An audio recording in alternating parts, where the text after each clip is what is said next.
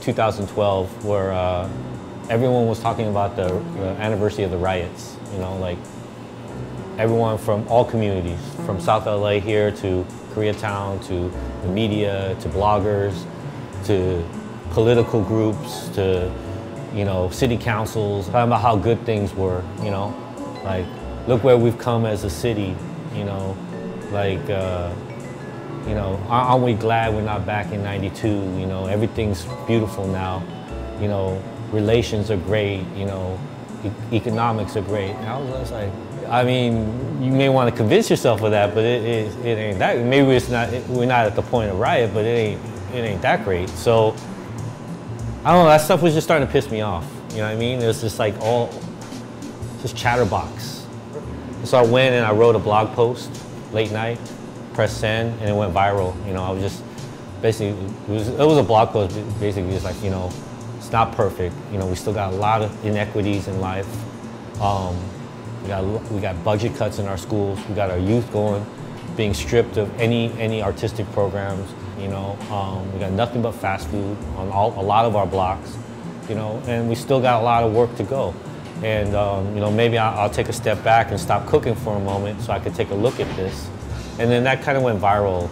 You know, and that led to me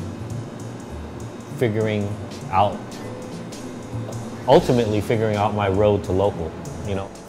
I think where business leaders and civic leaders can start to help is stop staying in a stationary mode. Stop staying in a mode of where things always have to be such a long-term fix and decision. You know, sometimes, you know, we need to wipe the table clean and start over. The minimum wage here, you know, it's only gone up a couple bucks in the last 10, 15, 20 years, right? But the cost of living has gone up way more than that. I mean, it's the start for sure. And as long as the money and the taxes go in the right places, you know, and that people can get jobs, you know, because it's not only raising the wage, but it's also, you know, who we're hiring as well. You know, so those have to work hand in hand, you know, because you could raise wages and still only hire from a small lot and a demographic and then not spread that wealth, you know. So as far as here in the cities and, you know, with jobs where you have to actually clock in, you know, and work under a computerized program and, you know, taxes and stuff, yeah, I'm a business owner and I even support it, you know what I mean? Like, a lot of business owners are tripping because it's obviously gonna affect their profit margins, but you gotta do something, man, you know? Like, change is never easy, you know? So you know, there are a lot of archaic systems right now. And one archaic system is the amount of money we pay people versus the amount of money it costs to live. You know, we have to take a chance and jump and stop repeating these cycles. You know, start to look at the communities not from just a thumbnail and a stereotype, but look at the living, breathing residents of the community and what they need and what our resources can provide. And not try to solve the whole equation in one fell swoop. Just start little by little. Open up stores, invest in the neighborhood, provide different resources that everyone can use. Man, it's going to be on 103rd, and right across from the elementary school, right across from, and right across from Jordan.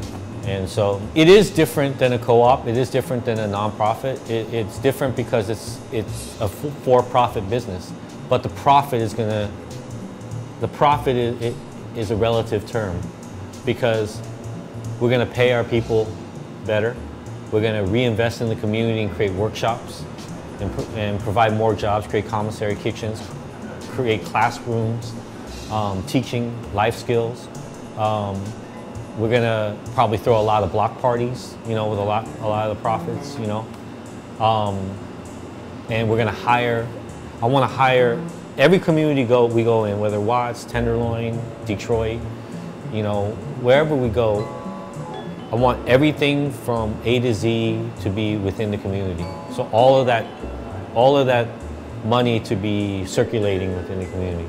So what I mean by that is everyone from the demolition crew, to the plumber, to the contractor, to the drywall guys, to the cleanup crew, to everything, to be jobs that are outsourced within Watts, you know.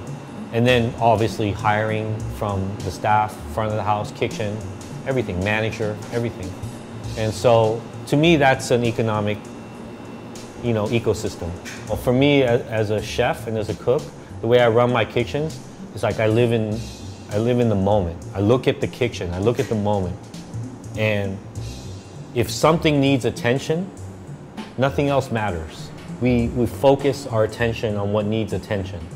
And we fix that, and we nurture it, and we evolve it, and we make it better, and we make it beautiful.